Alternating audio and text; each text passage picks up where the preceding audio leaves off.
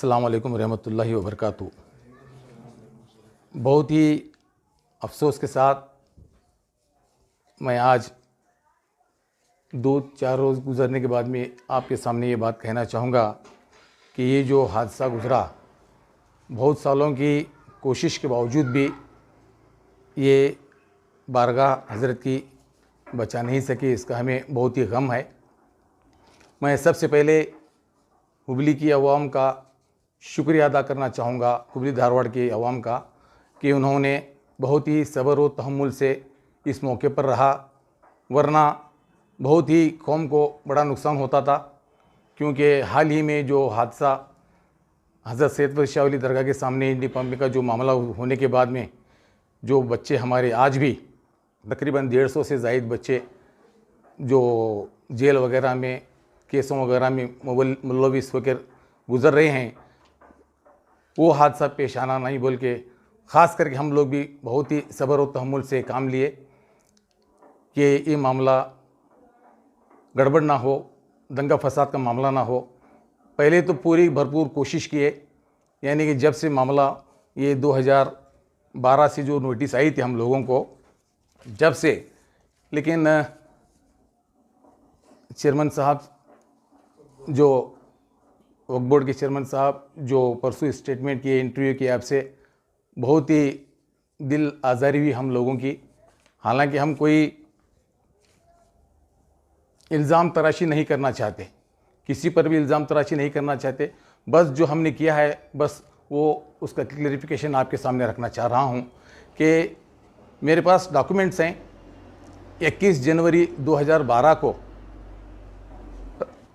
कर्नाटक राज्य वक्फ बोर्ड की जानिब से एक लेटर डिप्टी कमिश्नर को लिखा गया है। हमारे अप्रोच होने के बाद में ही आप ये लेटर यानी वक्फ बोर्ड वाले डिप्टी कमिश्नर को लिखे हैं, तो ये वाज़ेह होता है कि उनको हम रुजू हुए हैं उस वक्त। इसी तरह 2013 में भी ऐसा ही लेटर जो है हम लिखे हैं, ऑब्जेक्शन किए हैं बोर्ड की तरफ, बोर्ड वाले जो है ना उनको लेटर लिखे हैं। KRDCL वाले को भी बोर्ड की तरफ से एक लेटर गया है उस वक्त। KRDCL Karnataka road development corporation limited को भी 30 नवंबर 2012 को लेटर लिखे हैं। इसी तरह फरवरी 2, 2013 को भी एक जो लेटर लिखे हैं, उसका ये हम बेंगलुरु ऑफिस को और धारवाड़ ऑफिस दोनों को हमने उसकी कॉपी भेजी है। जितना भी अब तक हमने करस्पॉन्डेंस किया है, बाकायदा वक्फ बोर्ड ऑफिस बेंगलुरु और वक्फ बोर्ड ऑफिस धारवाड़ को लगातार हम उनकी इत्ला में, उनकी जानकारी में ये बात लाते आए हैं। जब 24 सितंबर 2013 में Vinay Kumar Sorake honourable minister of urban development को भी हम मिले थे, तो उसकी भी कॉपी जो है ने उस वक्त भी हम वक्फ बोर्ड को, यानी बेंगलुरु के वक्फ बोर्ड को और यहाँ के डिस्ट्रिक्ट बोर्ड को भी हम पहुँचाए हैं। ये तमाम, मैं ये कहना चाह रहा हूँ कि ये तमाम बातें जब से लेकर अब तक जितना भी हमारा कार्रवाई हुई है, हम ये बातें उनके इल्म में लाए हैं, यानी वक्फ बोर्ड वालों के इल्म में लाए हैं। इसके बाद फरवरी 2013 मैनेजिंग BRTS की जो हम लेटर लिखे हैं, वो भी क्या लिखे हैं, रिक्वेस्ट किए हैं उनको, request to drop the proposed acquisition proceedings of the land belonging to Dargah Hazrat Syed Mahmood Shah Qadri Bhairidevarkoppa Hubli for road winding project between Hubli and Dharwad. ये मत करो बोल के हम BRTS को लिखे हैं। ये इसकी जो कॉपी है नहीं, हम बेंगलुरु ऑफिस और धारवाड़ ऑफिस को पहुँचाए हैं।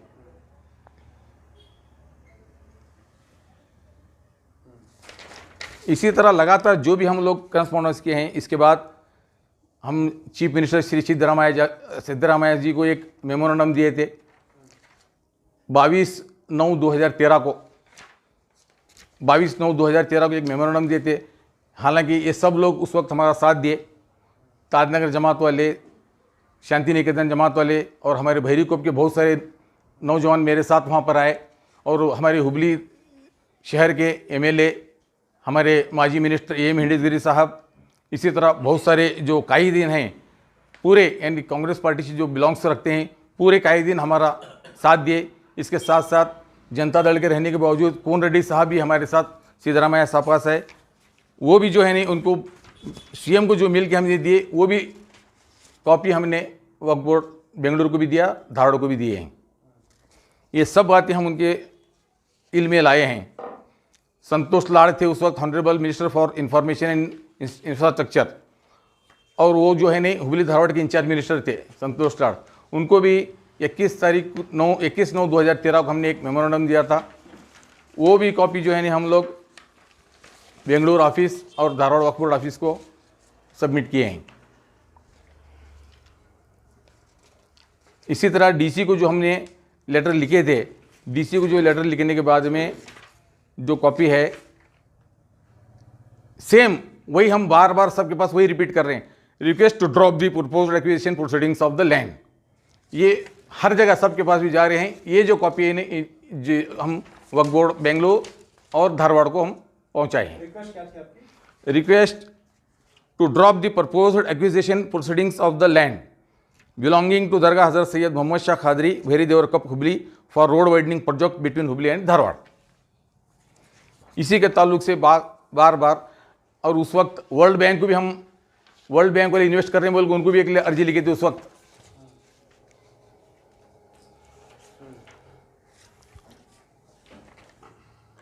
वर्ल्ड बैंक के कैंप था उनका दरगाह को, श्री अयूबी रेड्डी बोल के आए थे उस वक्त, यानी 16 नवंबर 2013 को आए थे वो।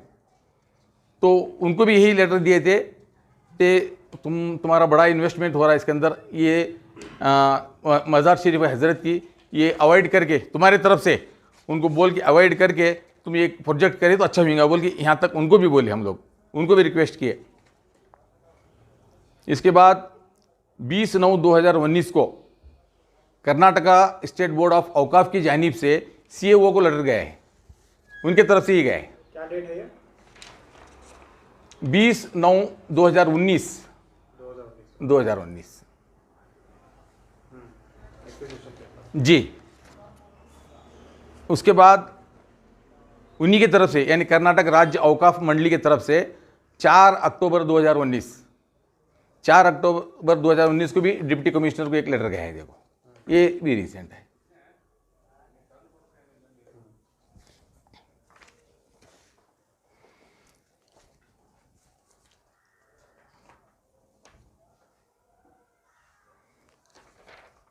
मार्च 2020, 27 मार्च 2020 उनको दिए हैं। अब उसके बाद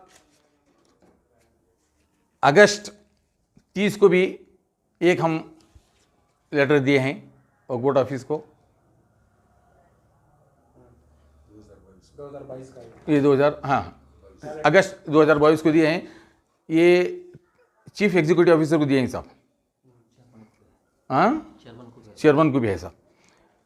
ये रिट पिटीशन के ताल्लुक से इनको इन्फॉर्मेशन दिए हैं। सब्जेक्ट जो है नहीं, writ petition 102 and 103 with managing committee ने हज़रत सैयद मोहम्मद शाह खादरी दरगाह वेरी को PB road Hubli versus government PWD office के साथ है।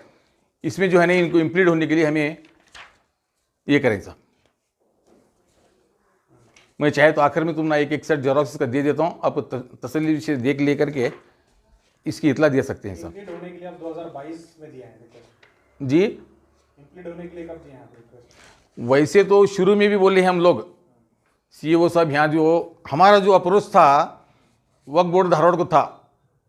हम बेंगलुरु नहीं गए, ज़्यादा नहीं गए, कभी बेंगलुरु मिनिस्टर वगैरह को मिलने गए तो हम 1-2 मरतबा मिल के आए, लेकिन हमेशा हमारा जो अप्रोच था ने हमारी डिस्ट्रिक्ट वक्फ बोर्ड कमेटी को जाते थे हम लोग, बाहर जाते थे, वहाँ पर हमारा जो भी हमारी मांगने है, जो भी हमारा बोलना है वहाँ उनको बोलते थे। वैसे जो सीईओ थे गद्दार साहब थे, गद्दार साहब भी बहुत हमारे से कोऑपरेट किए, उनको भी हमारी बहुत सारी बातें मालूम है। उसके बाद में जफ़ारी साहब थे, सीईओ जफ़ारी साहब थे, क्या थे साहब, जफ़ारी साहब थे। उन्होंने आए थे, उन्होंने इदारे को आकर हमारे दरगाह पास आके एडवाइज़र थे, उन्होंने आके पूरा सर्वे वगैरह करके उन्होंने चले गए, रिपोर्ट देकर चले गए। उन्होंने भी उनके इल्म है, जब उन सब के इल्म है तो फिर वो इसमें कोई शक नहीं कि वक्फ बोर्ड को मालूम होना नहीं होना। सवाल पैदा नहीं होता, वक्फ बोर्ड को नहीं मालूम, ये बातें सब नहीं क्या मालूम। कहेंगे आप चेयरमैन साहब को, जो उनका इल्जाम है कि लास्ट तक उनको पता नहीं है, उनका मेन इल्जाम ये है जी 16 तारीख को जजमेंट आने के बाद उनको इन्फॉर्म नहीं किया। 16 तारीख को जो जजमेंट आया सब, 16 तारीख को जो प्रोनाउंसमेंट था, वक्फ बोर्ड के लॉयर थे सब मौजूद हमारे साथ हाई कोर्ट में। मोहम्मद अली साहब जो है नहीं हमारे साथ वो एक मौजूद थे। जैसे ही जज साहब ने जो ऑर्डर देते ही वो भी मौजूद थे हमारे साथ। फिर उन्होंने कैसा नहीं इन्फॉर्म दिया था इनको, उन्हीं के तो वकील हैं, हाई कोर्ट के वकील जो मोहम्मद अली साहब हैं, जो वक्फ बोर्ड की तरफ से हैं। हमारे जो है ने महाले साहब थे, हमारे वकील महाले साहब थे। इसलिए हमने इसमें आगे पीछे नहीं की कि ये दरगाह को बचाना बोल के बड़े से बड़े वकील को हमने इसमें लाए साहब। यानी जो पद्मनाभ महाले है बेंगलुरु के एक सीनियर एडवोकेट हैं, सब बड़े वकील हैं, उनको हम इसके एंगेज किए इस ताल्लुक से कि हमारा ना मदद मिले, हमारा हज़रत की दरगाह शरीफ बचे, ये ख्याल से हम लोगों ने उन्हें लाया। इसमें बहुत सारे लीडर्स जो है, ये भी बात कही हमारे चेयरमैन साहब ने कि बहुत सारे लीडर्स इसमें नहीं ये करे। पूरे के पूरे लीडर साहब एम हिंडीज़ साहब से एम हिंडीज़ साहब के ये उस वक्त MLA प्रताप दबैया थे, श्रीनिवास मान्य थे, रोशन बेग साहब थे, HK पाटिल साहब थे, लगातार हमारे साथ शाना बशाना सब के सब इस चीज़ में रहे साहब। ये दरगाह बचाने के मामले में सब के सब लोग, ये CM इब्राहिम साहब आए, उस वक्त ये HD माइनॉरिटी के चेयरमैन मैडम थे बिल्किस बानो, वो भी आए।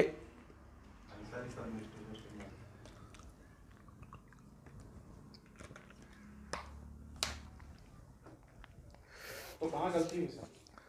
जी गलती कहाँ हुई? गलती हम लोगों की तरफ से पूरा इसके ऊपर काम चला है साहब। गलती हमारी बदनसीबी है कि एक जो ये गवर्नमेंट है, और ख़ास करके मैं इस मौके पर कहना चाहूँगा कि हमारे इलाके के जो MP हैं, ख़ास करके ये टारगेट किए थे कि यहाँ से ये निकलना है। जितने भी हम ऑफिसर्स को हम राब्ता कायम किए, वो खुद ये मजबूरी जाहिर कर रहे थे कि हम लोग नहीं चाह रहे, उधर से प्रेशर है, हम लोग नहीं चाह रहे, उधर से प्रेशर है, यही बात रख रहे थे सब लोग। तो इसलिए हम अपने तौर से पॉलिटिकली, जब से हम कांग्रेस गवर्नमेंट थी, पूरी कोशिश किए। ये BJP गवर्नमेंट आने के बाद में हम इतने दिन हाई कोर्ट को क्यों नहीं गए, ये भी सवाल आ रहा था। तो हम लोग जो है पॉलिटिकली ये काम करेंगे, हाई कोर्ट में कुछ भी 19-20 हुआ तो तकलीफ जाएंगे बोल के हम लोग ट्राई करें। उसके बाद जैसे ही BJP गवर्नमेंट आने के बाद में हम लोग समझे बात करके कि हाई कोर्ट को जाएंगे। हाई कोर्ट को जाने के बाद में इत्तेफाक से हम ना स्टे मिल गया 2019, 20, 21 तक। जी स्टे कब मिला? स्टे 2019 की मिला आखिरी में। कोर्ट में कब गया? 2019 को गया। हाँ 2012 का जो कोर्ट का ऑर्डर था, जी, जो एक्विजिशन का ऑर्डर था, उसे आपने 2020 में हाँ तो 2019 में करिए। लेकिन ये पॉलिटिकली इसको मसले को हल करना बोल के हम खामोश रहे। दरमियान में उन्होंने भी टाइम पास किए सब, यानी BRTS वाले भी, उनके भी चंद ये आने के साथ में उन्होंने भी वेट करते रहे। ये चीज़ सब ये सब। और जजमेंट क्या है सर, क्या ऑर्डर है? जजमेंट जो है ने प्रोनाउंसमेंट के टाइम पर ये बोले कि तुम्हारा जो रिट पिटिशन है ये डिसमिस किया जाता है, बस इतना ही एक लाइन बोल करके बंद कर दिया उन्होंने। बाद ऑर्डर कॉपी मिली, यानी जजमेंट भी देने के लिए जज 2:30 बजे का वक्त दिए थे, आए 3 बजे आके 3:15, 3:20 को एक लाइन का ऑर्डर दिए। अच्छा, तो हमारे जो वकील थे उन्होंने VC पर आकर के गुजारिश की कि हम अपील को जाएंगे डबल बेंच को, जब तक हमारे को ये स्टे दो। तो जज साहब ने नहीं माना, तुम्हारे को 30 दिन का अपील का टाइम है, तुम अपील को जाओ।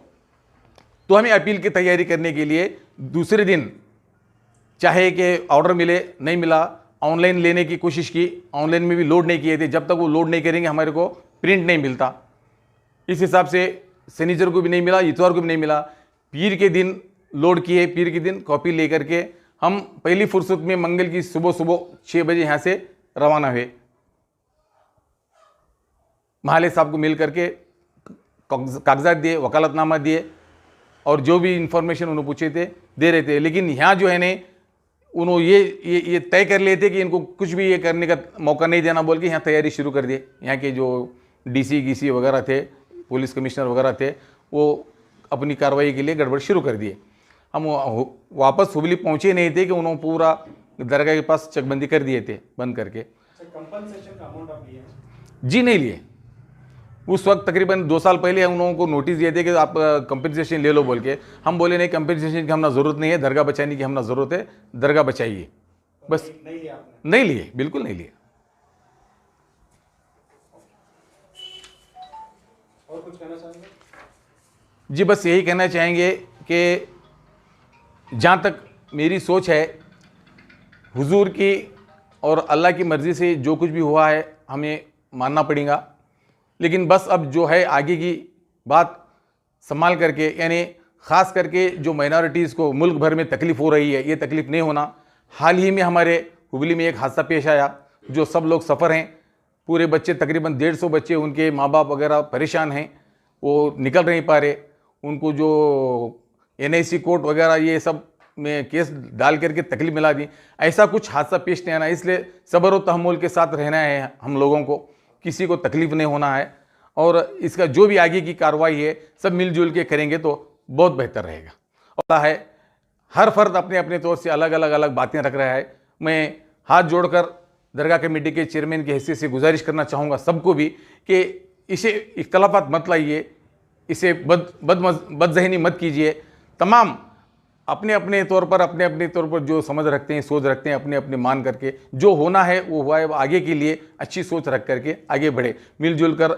यानी ख़ास करके कोई भी शरपसंद, हाल ही में एक ऑडियो वायरल हुआ था जुमेरात के दिन कि ये कहा गया था उसमें कि जुमा की नमाज दरगाह में पढ़ना है, धुबली धारवाड़ के तमाम लोग आ जाना चाहिए।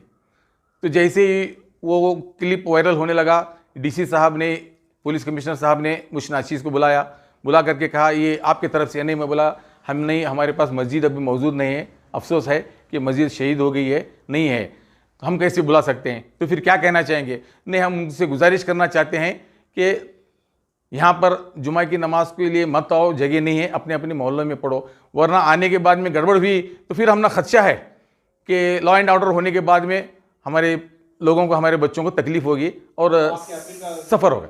असर हुआ है, नहीं आए कोई भी।